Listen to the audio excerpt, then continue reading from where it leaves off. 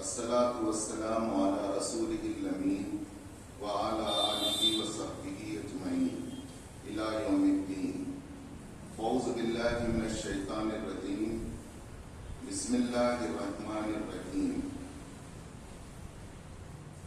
ولا تهنوا ولا تحزنوا وأنتم الأعلون إن كنتم مؤمنين. صدق الله العظيم.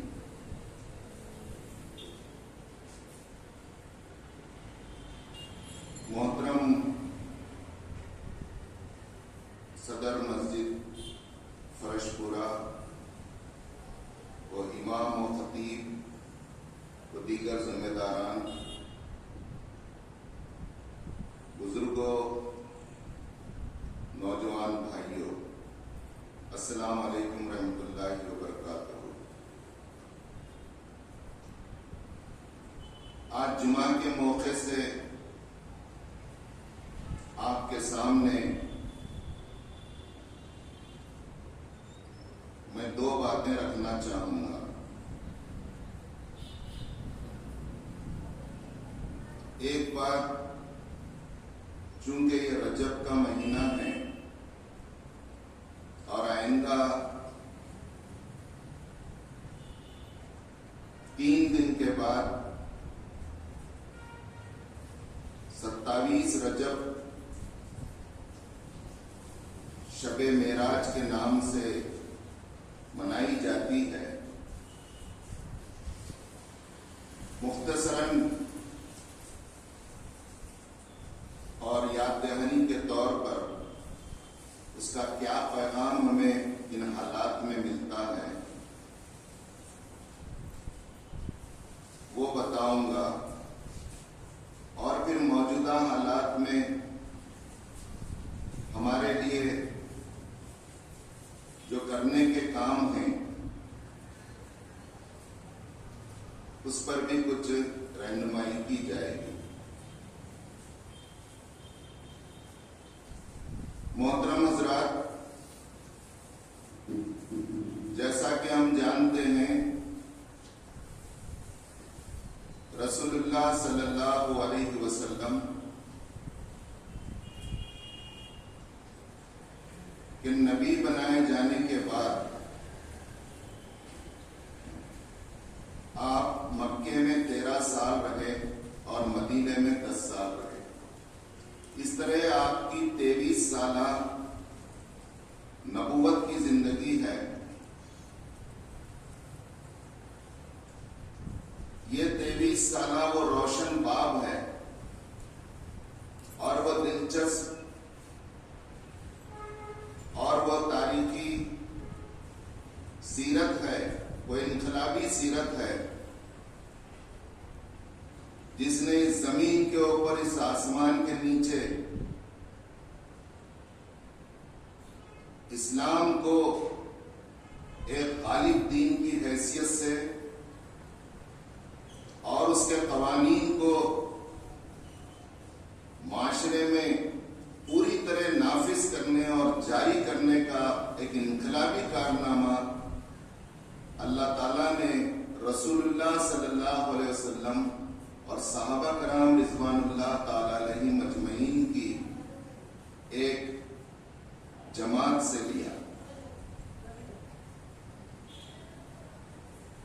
اس پر سورہ فتح میں قرآن مجید کہتا ہے، محمد الرسول اللہ والذین معہ اشداء علی الکفار رحماء بینہم۔ 23 سال میں اتنا بڑا انقلاب، ایسی ہماگیر تبدیلی، جو تبدیلی 950 سال میں نوح علیہ السلام کے ذریعے سے ممکن نہیں ہو سکی، وہ تبدیلی صرف 23 سال کی کوششوں میں کیسے رسول اللہ صلی اللہ علیہ وسلم نے لوگوں کے ذہن اور فکر کو بدل دیا، کیسے ان کے سوچنے کے انداز کو بدل دیا، کیسے ان کے عقیدہ اور آستھا کو بدل دیا، کیسے ان کو اندر سے بدل دیا، کیسے ان کو باہر سے بدل دیا، کیسے ایک فرد کو اندر تبدیلی لائی، کیسے پورے سماج اور ملک اور ریاست کے اندر ایک محسوس ہونے والا چینج لایا، ایک مکمل تبدیلی، ایک ہماگیر انقلاب۔ کیا راز ہے اس کے پیچھے؟ قرآن کہتا ہے اس کے پیچھے جو راز ہے کوئی طاقت اور قوت نہیں ہے، اس کے پیچھے دو راز ہیں۔ اس راز کو فاش کرتے ہوئے اللہ تعالیٰ سورہ فتح میں کہتے ہیں محمد الرسول اللہ۔ پہلا راز یہ ہے کہ محمد صلی اللہ علیہ وسلم، اس تحریک کو محمد صلی اللہ علیہ وسلم جیسی لیڈرشپ ملی ہے، اس نظریے کو، اس جماعت کو، اس مشن کو، اس دعوت کو جو لے کر آگے بڑھ رہے ہیں وہ محمد صلی اللہ علیہ وسلم جیسے قائد ہیں، اس لیے یہ تحریک 23 سال میں کامیاب ہوئی۔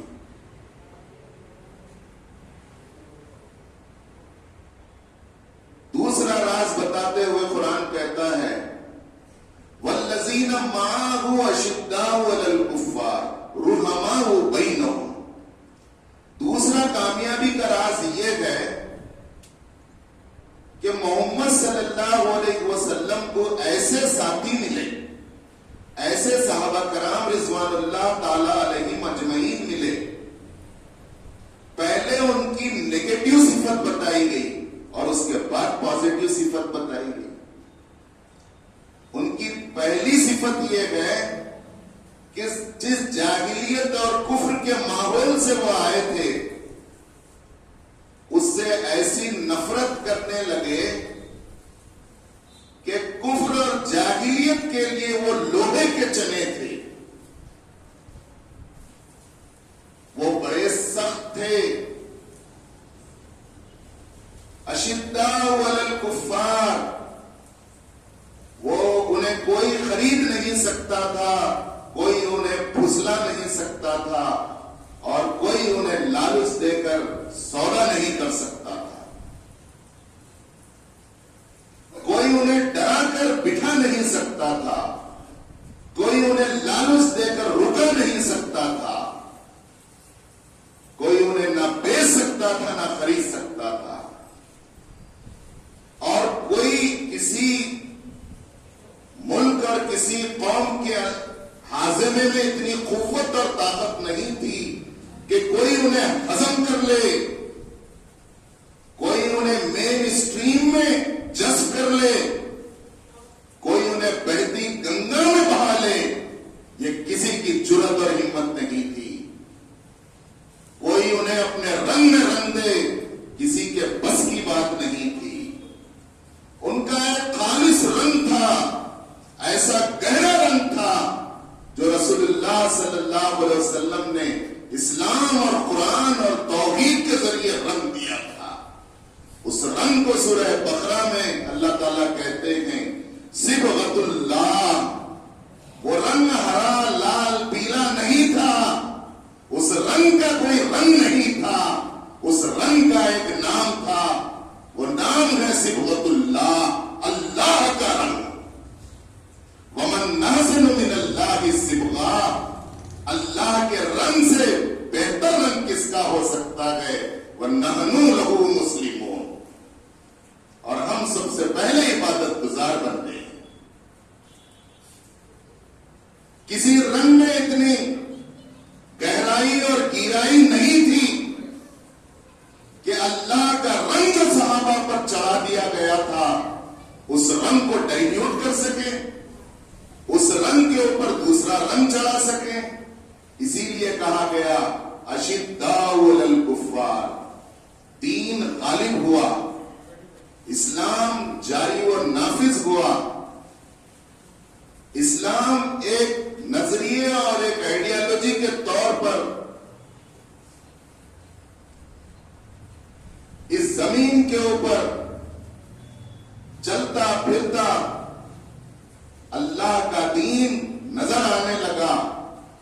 تو اس کا دوسرا راز یہ ہے کہ انہیں ایسی ٹیم ملی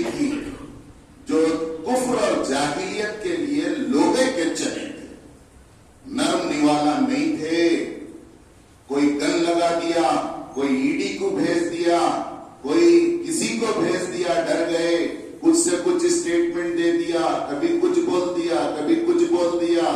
नहीं,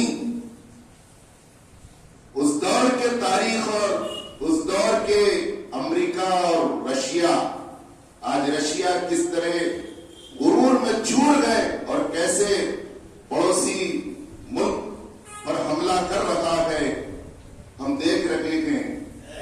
उस दौर के ईरान और रूम दो बड़ी शक्तियां थी। ईरान के बादशाह ने हजरत काब बिन मालिक रजी अल्लाह तआला अन्हु और आपके साथी जो जंगे तबूक में पीछे रह गए थे, जिनका सोशल बाइकाट किया गया था, उनका सलाम लेने का हुक्म नहीं था, उनसे बातचीत करने का हुक्म नहीं था, सिर्फ इस बात पर कि वो जंग में रसूलुल्लाह सल्लल्लाहु अलैहि वसल्लम के काफिले के साथ नहीं चले और ये बोले कि हम जरा अपना कारोबार और खेता देख लेके आ रहे हैं, हमारे पास घोड़े बहुत अच्छे हैं, इनोवा गाड़ियां हैं हमारे, आप चलिए हम पीछे आ रहे हैं। और बेशक वो मुखलिस थे, लेकिन दिल पूरा खड़ी हुई फसलों की तरफ, अपने दुकानों और कारोबार की तरफ था। इतना हुसूर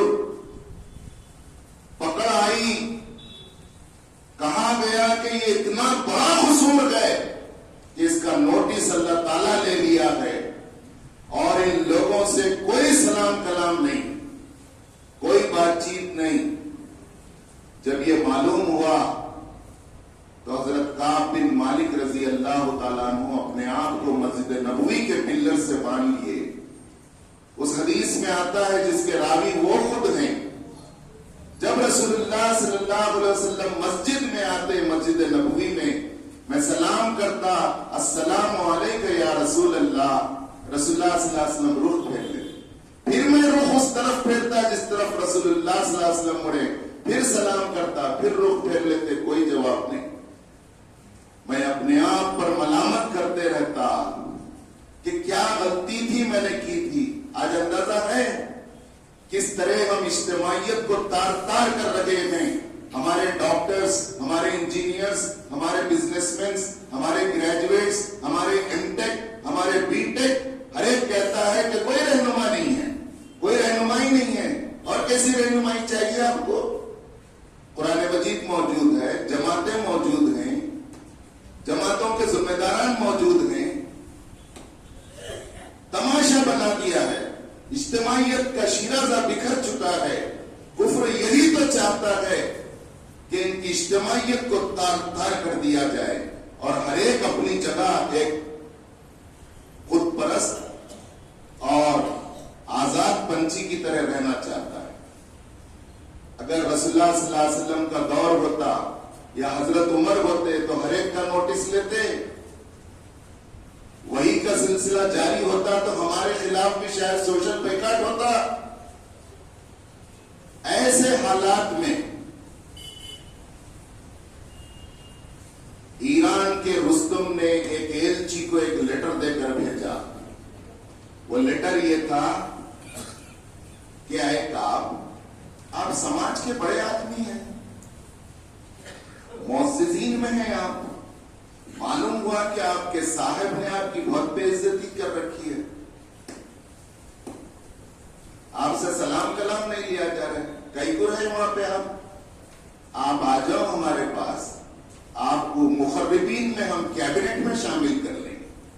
कौन बोल रहा है? अमेरिका बोल रहा है। यहाँ अमेरिका जाके और कारा साफ करके पेपर बांट के आए तो लोग वो अमेरिका जाके ही बोलते।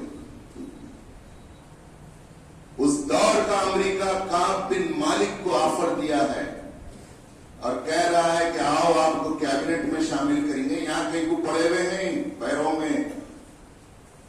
उस लेटर को पढ़ के जरा सोचिए, ऐसा लेटर हम आपको आन दे आज पीएम सीएम की तरफ से, कौन से 8वें आसमान पर रहती, दिन कहां से खाली होता है? खाली डीसी का जाके आए तो कितने व्हाट्सएप में भेजते हैं, एसपी से मिल के आए, डीसी से मिल के आए।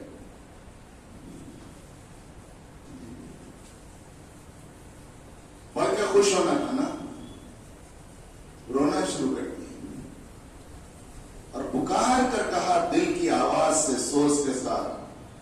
اپنے آپ سے مخاطب ہوئے اور کہا اے کعب کیا تم اتنا گر گئے ہو اللہ کی نظر میں کہ کفر کو تم سے امید اور توقع رکھنے لگا ہو کہ وہ اس کے کام کے ہیں آپ؟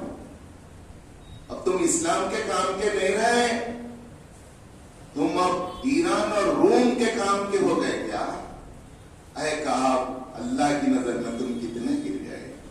اس کے بعد اس لیٹر کو اس ایلچی کے سامنے چاک کیا اور کہا کہ جاؤ رستم ایران سے کہو کہ کعب کو پیارے نبی صلی اللہ علیہ وسلم کے دربار میں ان کے قدموں میں رہنے اور ان کے دھول میں رہنے اور ان کی جتنی بے عزتی کی جاتی ہے تمہارے الفاظ میں وہ ہماری تربیت کے لیے ہے، ہمیں منظور ہے، خوشی خوشی اس بات سے اس کے مقابل میں کہ تم ہم کو کیبنٹ میں شامل کرو، ہم خوش ہیں اس پر، تم جرأت کیسا کرے ہمارے پاس یہ آفر میں تھی۔ یہ ہے وہ کردار جس سے دین غالب ہوا۔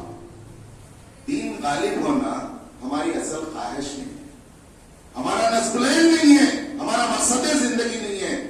ہمارا مقصد نصب العین، نوٹ کمانا، نوٹ جمانا، میں جمع، میرا بچہ جمنا، میری دنیا، میرے بچوں کی دنیا۔ وظیفہ ہو گیا تو بیٹیوں کی دنیا، بیٹوں کی دنیا، نواسوں کی دنیا، پوتروں کی دنیا۔ ایک گھر بنانا، دوسرا گھر بنانا، فلاں پلاٹ کو گھیرنا، اس پہ قبضہ کرنا، قبضہ نہیں ہے تو قبضہ کریں گے لوگاں بول کے باؤنڈری بنانا، رات دن یہ نصب العین ہے۔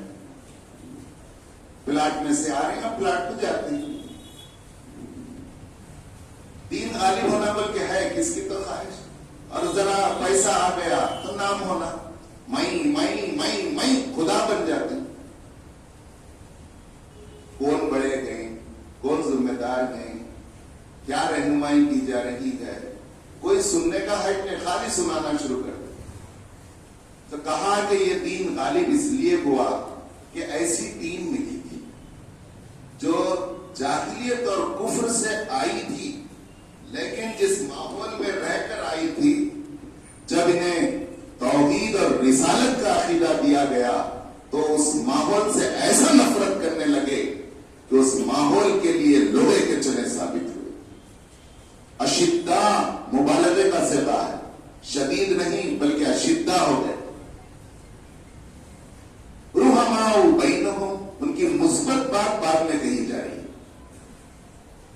یعنی وہ آپس میں بڑے شفیق، بڑے رحیم ہیں۔ آپس میں مومنین ایک دوسرے کے لیے پروٹیکٹر ہیں، سنبھالنے والے ہیں، ٹوپیاں اچھالنے والے نہیں ہیں۔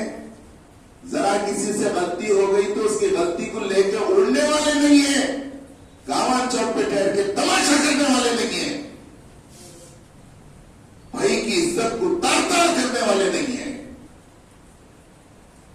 رحماء بینہم، آپس میں بڑے رحیم اور شفیق ہیں۔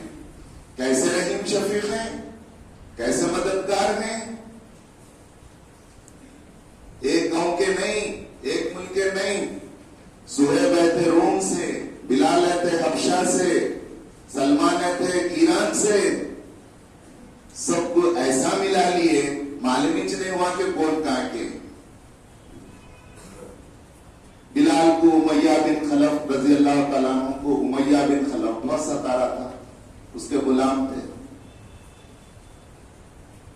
تو ایک دن حضرت ابوبکر رضی اللہ تعالیٰ عنہ کو ان کی تکلیفوں کا حال معلوم، تو بولے کچھ نہیں، آج میں بلال کو آزاد کرا کے لا لیتا۔ کیسا درد ہے، کیسی رپورٹنگ ہے، کیسا ایک دوسرے کی خبر گیری ہے، یہاں ہے کیا بھی کر کے آئے تو کسے پوچھ کے گئے تھے، جوتے کھا کے آئے ہوں گے، ہم آپ پوچھ کے گئے تھے، بول کے گئے تھے، حماقت کہیں کو کرے۔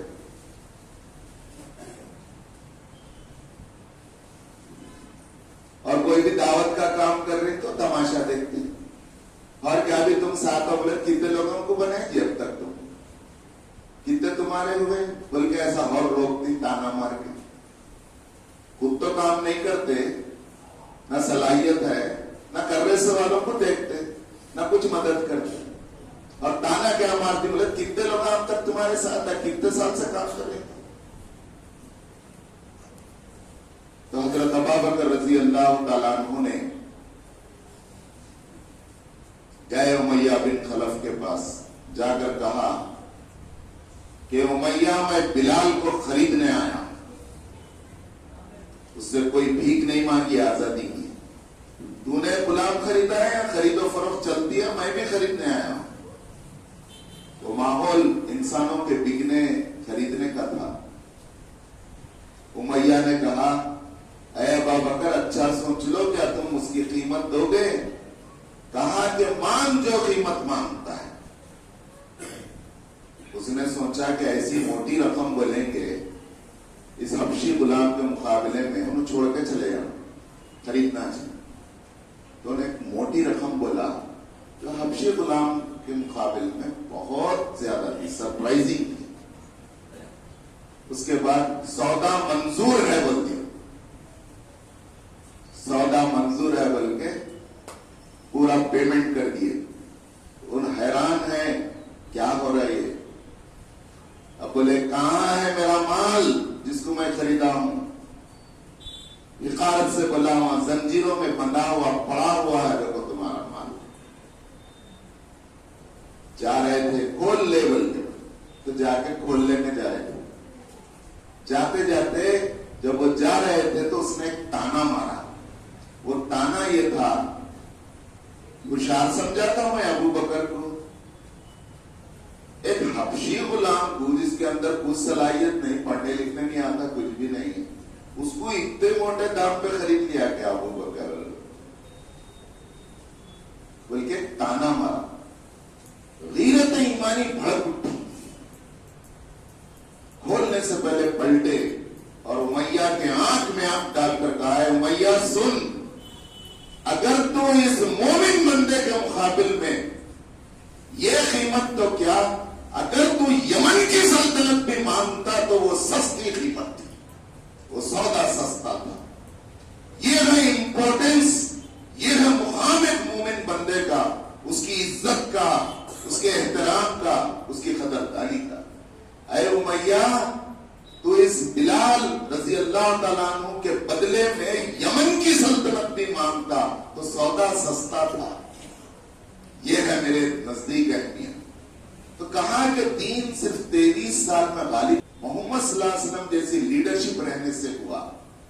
اور دوسرا راز یہ ہے کہ انہیں ایسے صحابہ ملے جو سمعنا و اطعنا، اے محمد صلی اللہ علیہ وسلم آپ نے کہا ہم نے سن لیا، سن کر بیٹھ نہیں گئے، اطعنا ہم نے اس کی اطاعت کی۔ یا قال اللہ قال رسول کتنے ہی بولو، چیخنے کھڑے ادھر سے سن رہی ادھر سے چھوڑ دی، نہ بڑا ہے نہ چھوٹا ہے، نہ قرآن ہے نہ حدیث ہے۔ ایک محسوس ہونے والی تبدیلی چاہیے۔ دنیا ہمیں دیکھ رہی ہے، ہم اسلام کے نمائندے ہیں، تو کہاں کہ رحماء بینہم، صحابہ کی پہلی صفت کفر کے لیے سخت تھے، اشدہ تھے، اور آپس میں بڑے رحیم و شفیق تھے۔ یہاں پورا معاملہ الٹا ہے، دوسروں بن جاتے بھیگی ہوئی بلی بن جاتے، جی سر اچھا سا جی آپ لوگ پڑھتے بولے جیسے جی یس یس یس، اپنا بھائی رہتے جی اسنینا چڑھا دیا، جو جتنا قریب ہے میں تو دیکھ رہا ہوں اتنا اس کے اوپر سخت ہو گئے۔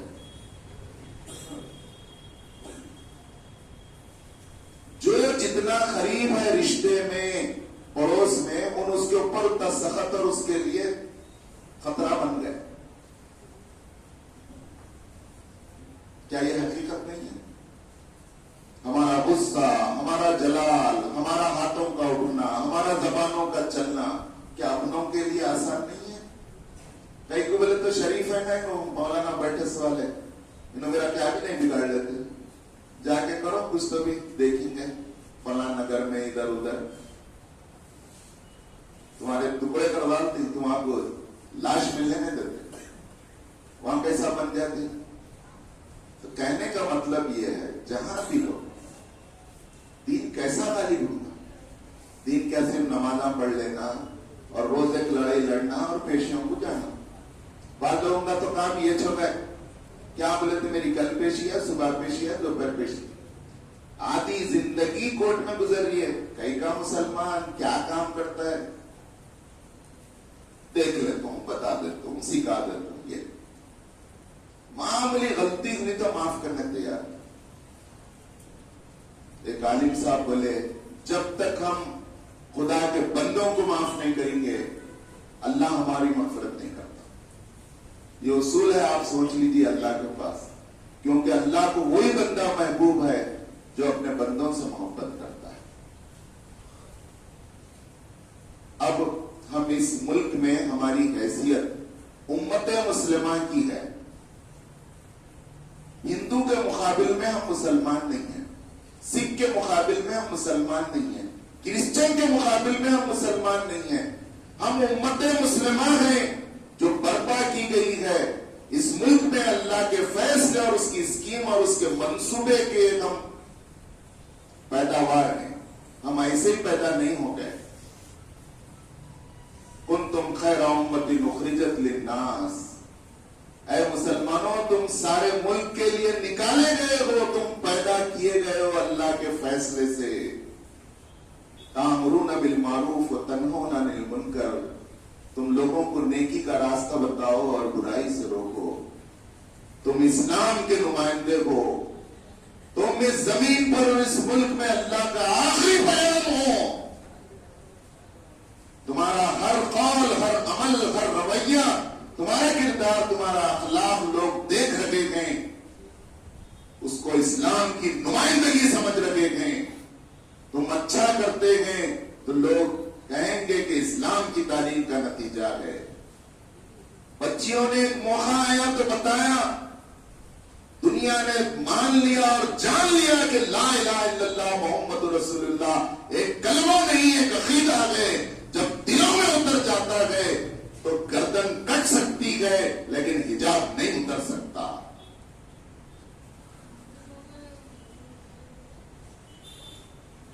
ماپ لنچنگ میں جے شری رام کے نعرے لگانے کے لیے کہا گیا، لیکن ایک واقعہ بھی ہمیں ایسا نہیں ملے گا کہ کوئی اپنے ایمان کو کھو دیا. الحمدللہ یہ جذباتی اٹیچمنٹ کے ساتھ اخلاقی اٹیچمنٹ بہت ضروری ہے. میں اپنی بات مختصر کرتے ہوئے معراج کا پیغام یہی ہے کہ 11 سال تک رسول اللہ صلی اللہ علیہ وسلم کام کر رہے ہیں. 13 سال تک مکے میں ہیں، 11واں سال ہے جب معراج ہوتی ہے. کب ہوتی معراج؟ مکے میں کوئی نہیں سن رہے، آپ کے خلاف تڑی پار ہے، وارنٹ ہے. جتنے لوگ سننے والے تھے چند سعید روحیں آ گئے، طائف کو گئے، وہاں جا کے سنا تو 9 قبیلے کے سردار لوڈوں کو رسول اللہ صلی اللہ علیہ وسلم کے پیچھے لگا دیا. انہوں نے اتنا مارا کہ آپ بولتے جاتے، قرآن سناتے جاتے، پتھر کھاتے جاتے، جوتیوں میں تک خون آ گیا. تھک ہار کر ایک انگور کے باغ میں بیٹھ گئے. وہاں فرشتے آئے، اللہ نے عرش اعظم پر اس کا نوٹس لیا گیا اور فرشتوں نے، پہاڑوں کے فرشتوں نے آفر کیا کہ اگر آپ کہیں تو طائف جو ایک ویلی ہے 2 پہاڑوں کے بیچ میں ہے، اس کو ہم بس سیکنڈوں میں پیس دیں. درمیان میں جو ہے جواری اور گیہوں کی طرح میں پیس کر رکھتے ہیں. کہا کہ نہیں، میں رحمت بنا کر بھیجا گیا ہوں. یہ نہیں تو ان کی نسلوں میں اللہ کی ہدایت آئے گی. یہ ہے سوز انسانیت، یہ ہے لوگوں کی ہدایت کے لیے تڑپ. اس لیول کے بعد اللہ تعالیٰ اپنے نبی کو عرش کے لیول پر بلاتے ہیں. رسول اللہ صلی اللہ علیہ وسلم کی یہ معراج ہے اخلاق کی، جس کے بعد آپ کو حقیقی معراج ہے. آج ہے ہماری اخلاق کی معراج. ہم اخلاق اور کردار کے لحاظ سے کس لیول پر ہیں؟ دیکھو، جس دن ہم اس لیول پر آئیں گے انشاءاللہ ہندوستان میں جو ہماری گرے ہوئی حالت ہے، تھرڈ بینچ پر ہیں، اللہ تعالیٰ ہم آپ کو فرسٹ بینچ پہ لائے۔ ٹائم ہو گیا ہے، ایمان صاحب سے 2 منٹ چاہتا ہوں میں۔ موجودہ دور میں حالات میں کرناٹک سے جو حجاب روک کے متعلق چل رہا ہے اور نیت اچھی نہیں ہے ہمارے بڑوں کی، حکمرانوں کی، نتیجے میں اس مسئلے کو کس طرح رخ دیا جا رہا ہے یہ ہمارے سامنے ہے، تفصیلات سب کو واضح۔ پرسوں ہوئے شموگا کے قتل اور اس کے بعد کے جو واقعات ہیں، ہم اس کی پرزور مذمت کرتے ہیں، چاہے قتل کسی انسان کا ہو، قتل ناحق is to be condemned۔ اور بعد میں جو وہاں پر دکانوں کو جلایا گیا، نقصان پہنچایا گیا، اس لالسنس اور قانون کو ہاتھ میں لیا گیا، جبکہ 144 تھا، پولیس کے احکامات تھے، غیر قانونی کام کیا گیا، اس کی بھی ہم مذمت کرتے ہیں۔ اور آپ سے میں اپیل کرتا ہوں کہ یہ ایک واقعہ نہیں ہے، اس ملک میں رہنا ہے تو ہمیں مسلمان بن کر جینا ہے، مسلمان بن کر مرنا ہے، تو مسلسل کوشش کرتے رہنا پڑے گا۔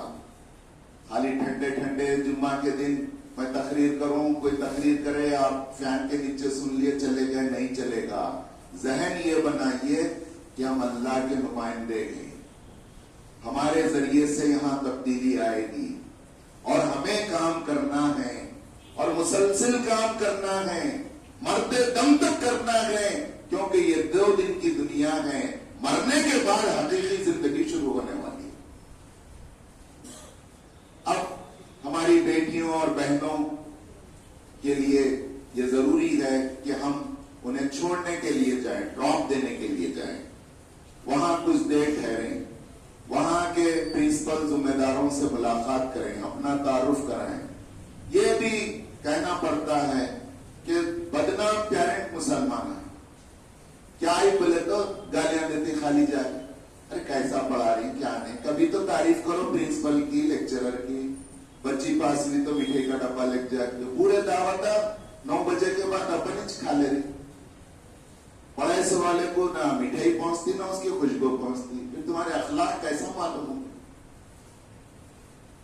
ان کو اپنا نمبر دیو، ان کا نمبر لیو، کچھ دیر ٹھہرو، لینے جاؤ، یہ مسلسل اپنی ڈیوٹی ذمہ داری سمجھو، قربانی دیو۔